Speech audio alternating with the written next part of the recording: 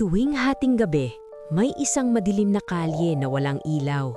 Tahimik, walang dumadaan. Pero sa gitna nito, may isang babaeng nakatayo. Nakaputi siya mula ulo hanggang paa. Mahaba ang buhok na nakatakip sa mukha. Hindi siya gumagalaw. Hindi rin siya humihinga.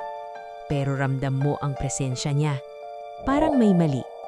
Kapag may taong napadaan sa kalye na iyon, biglang lumalamig ang hangin.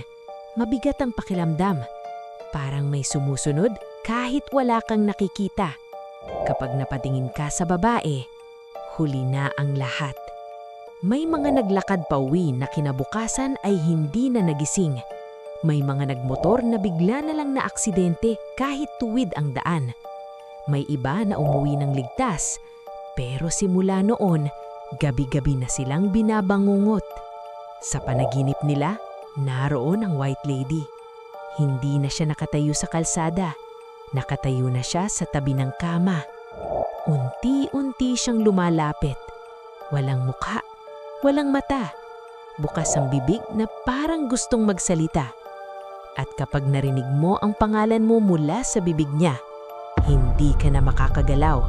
Hindi ka makasigaw. Ramdam mo ang bigat sa bibdib. Parang may umuupo sa'yo. Sinasabi ng mga matatanda, ang babaeng iyon ay hindi nagpapakita para manakot. Nagpapakita siya dahil may isasama na siya.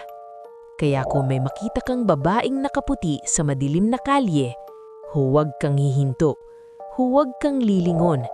Dahil kapag napansin ka niya, hindi ka na niya bibitawan, kahit sa panaginip mo.